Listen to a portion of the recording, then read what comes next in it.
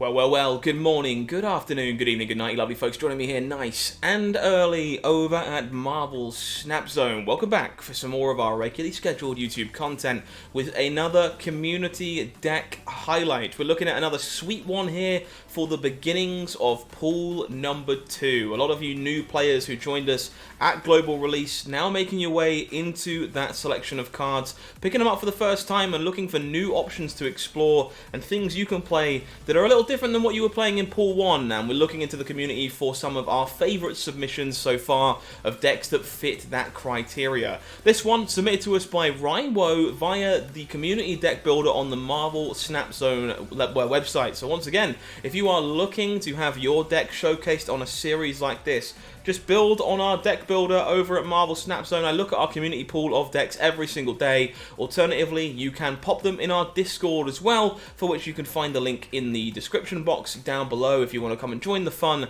and join over 1,000 other Marvel Snap players discussing the game at all times of the day. As always, folks, if you are enjoying what we're doing over here at Marvel Snap Zone, do me one big favor and press that subscribe button. I want to see you more for Marvel Snap content on this channel and across the multiverse, and if you turn on those notifications you won't miss anything that we're putting out there for you. With all that said and done, this one a fan favourite, a deck that's been asked for by a lot of people. We're going to look at some discard goodness in pool number 2. This one a aggressive version of discard built by Riwo. So what are we looking to do in discard? If you're not familiar, the deck is all about discarding big payoff cards and looking to get a benefit from discarding them from your hand.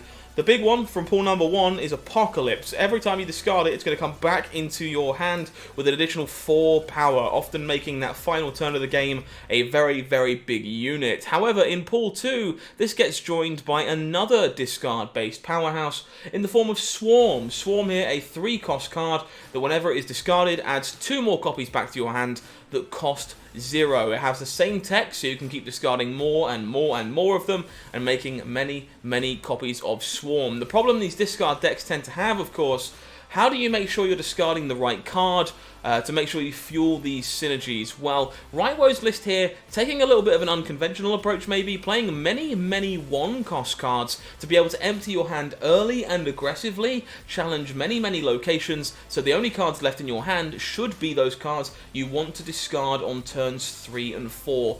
Very interesting approach. Let's take a look at it together, shall we? So, a lot of the expected cards from like a Kazoo shell here at the very start of the game. Ant-Man, a very powerful 1-drop that benefits you having very full locations, something very easy to do when you're playing with Swarm.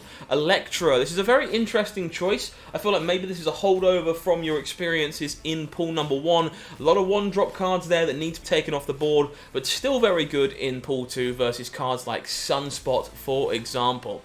Korg here, disruptive element on a 1-drop body, kick that rock into your opponent's deck and hopefully blunt one of their draw steps in the process. NIGHTCRAWLER, cheap, effective card giving you some flexibility to move from location to location and even make that Angela a little teeny bit bigger. Yondu here, a little bit more disruption for the opponent. Interesting element of the 1-drops in this aggressive deck. Removing that top card of the library, try potentially getting rid of one of their most important cards. Yondu, very powerful early in the game. The first of our discard pieces, Blade. Blade here, very good on rate. 3 power for 1 cost is way above what you would expect, but normally coming down on the last couple turns of the game to guarantee you discard a card that you want to discard. Angela, we've talked about her in nearly every single pool 1 and pool 2 deck that we've featured on the site. She's just that good.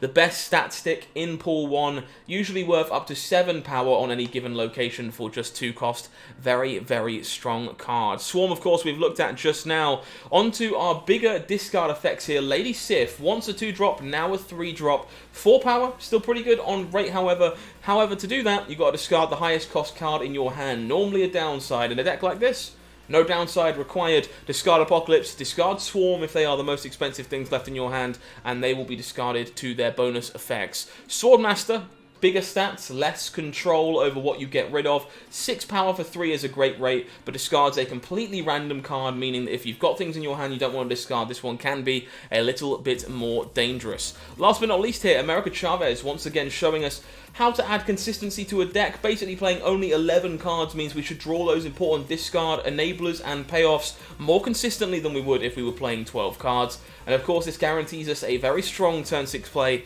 if we have not drawn our copy of Apocalypse. Really sweet list being put together here by Riwo. Let's jump on over to the ladder, take a look at how this plays together, and see what we can do. So of course, folks, please keep in mind we are in pool 3 here, so I'll be playing against some cards that maybe you wouldn't. So hopefully at the very least we can show you some of the dynamics of this deck, some of the powerful play patterns, and give you an idea of what you're looking to achieve with it when you take it into the ladder in pool number 2. So Limbo here, very strong start for us. Let's get emptying our hand, Ant-Man, into a safe location where it's not going to be turned off.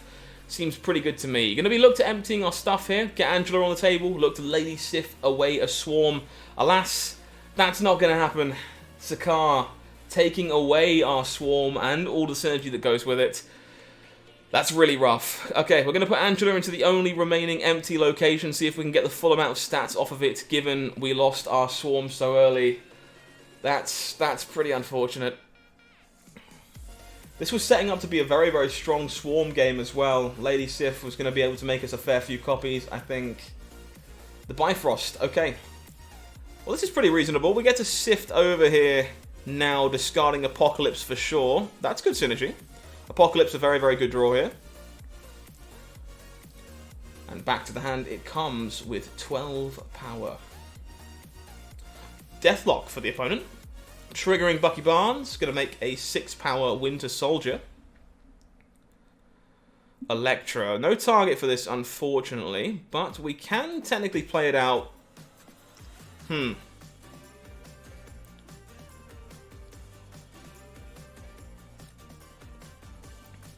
think I'm going to look to fill Limbo here and expect him to move across into Sakaar. I don't want to fill up the Bifrost because I need to be able to challenge this lane, I think. And Swarm, of course, about to move over. So I think we do this. Warpath. So opponent looking to be on Destroyer, I think. We get rid of their Wolverine. Would have been nice to get rid of their Destroyer, but no dice. Bifrost shifts. Colossus stays where it is, so we are probably losing on the side here now, but we do get access to Swordmaster. Going to play this out into Limbo, discard this Apocalypse another time. Going to make this thing very, very large.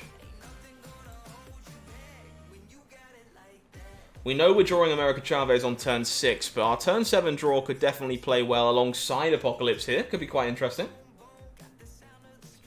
I think we're likely giving up Bifrost, but got to be very wary of where this Destroyer goes. So Cosmo now taking to the middle. And, yeah, that location on the side locked up for 23 power. It's going to be safe from Destroyer. The question is, maybe we're supposed to try and Chavez to one of these locations and accept that our Destroyer... Maybe we can just win this location with Apocalypse. So where are we more likely to beat Destroyer? I guess I'm hoping to draw a 1-drop. So what I'm gonna do, I'm gonna Chavez here on the left.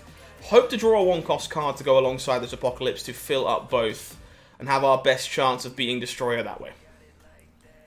Okay, so Destroyer gets played mid. That's actually really good news for us. So we know not to try. We'd have got there too. Look at that. So not gonna try here. I think we can win this game. We're gonna go Korg over here on the left, Apocalypse onto the right. Big 16 power Apocalypse on turn 7, and hopefully Limbo with more than enough stats. Nova Carnage not going to win Limbo.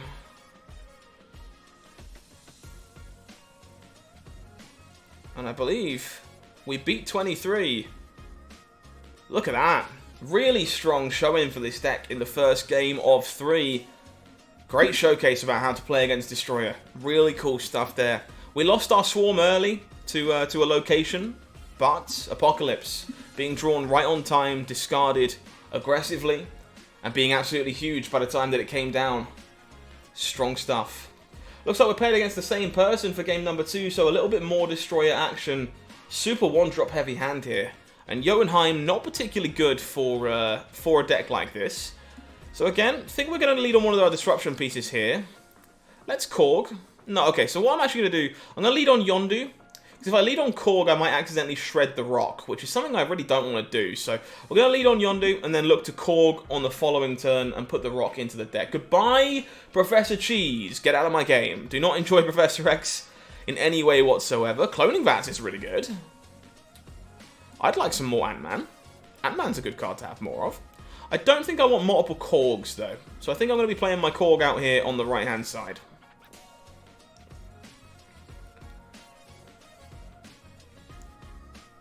Boop. Rock goes into the deck. Opponent with a Bucky Barnes to make another one. It's going to be a bit problematic. I imagine we're not going to be winning the Cloning Vats very easily. Atlantis, a strong location. Swordmaster here, not really what we want to be doing just yet. Hand is still quite full of stuff. So I think I'm going to make myself another Ant-Man. And I'm probably going to get rid of this Electra only because I want to clear the way for our discards, I think. Bit rough. Electra not been looking at her best in these two games so far, but Destroyer is a deck that wants to destroy its own stuff, so unsurprisingly, destroying it for it, and the very few one-drops they have, not particularly great for the most part. We do draw Apocalypse. Okay, time to put on a show, I think. It's actually a little rough, because we can't do it all. I can give up the Ant-Man, I suppose.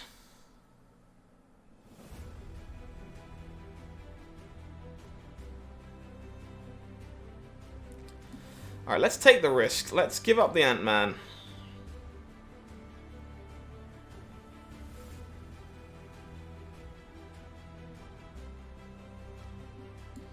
Oh. I think so. I think so. Gonna give another Swordmaster. Okay, talk myself into it. Let's try and hit this Apocalypse. Spin the wheel. Ant-Man's turned on. We lose the Ant-Man, unfortunately, but Blade is hopefully going to hit this Apocalypse. Oh my god. Oh, feels bad. Okay, this is going to be a really big Cloning Vats for this Destroyer that I imagine my opponent is going to play. Going to start extending to another location here so I can try and win two. But that Swordmaster Blade was pretty unlucky and goes to show you the downside of decks like this. I would normally retreat here, but that's really bad for content. So I would run. I think our opponent's going to beat us here pretty handily, but I want to see how this game plays out. I think it's interesting enough to stick around for video, so I'm going to do that.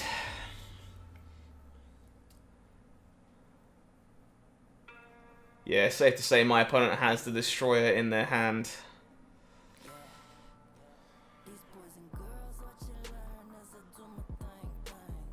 Yeah, so folks, I'm going to run away here to not lose two more cubes, I think. But basically, what would happen here, so we know, I would play the Apocalypse to any one of these locations, and it doesn't matter where I put it. Destroyer will take care of all these Bucky Barnes and Novas, and we are not going to be able to win any locations. So, no dice for us in the second game here. Pretty rough. 1-on-1 against Destroyer. I kind of want to get paired against them again to see whether or not we can take the best of three.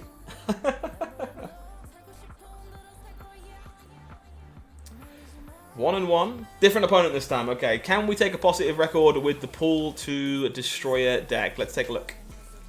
Nova Rome are going to let us draw some cards. It would be nice to do the Swarm thing this game. We haven't had a chance so far. So, Ant-Man going down here.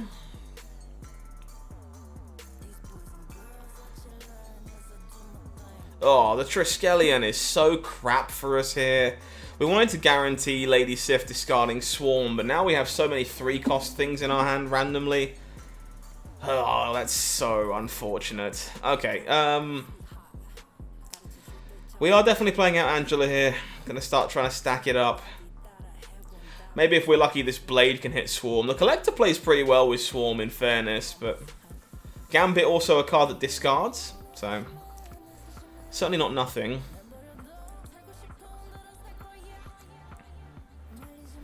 Armor over here is a little annoying. It means this Gambit might be kind of bad. I actually think I'm playing this Mr. Fantastic here. Into the mid.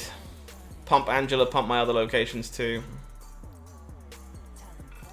Opponent will Groot successfully, means that their Groot is a 6 power card. Very nice. Drawing the Swordmaster. Okay.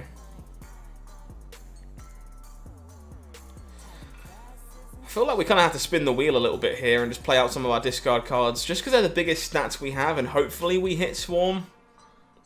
Be kind of nice. Yeah, I think I'm spinning the wheel a little bit here. Let's shred some cards away. See if we can't spike our Swarm off of these 2 discards. If not, hopefully we clear out Gambit and get left with Lady Sif, and we can make sure that she hits Swarm. Warpath, everybody on Destroyer variations today, huh? So no Electra, Blade, no Collector, okay. That was about as bad as possible, unfortunately. Leaves us with multiple 3s. Okay, I guess we are going to be trying to get a little bit lucky here and hope Gambit hits Groot, because we can't destroy anything in the Avengers compound. Alright. Show me what you got.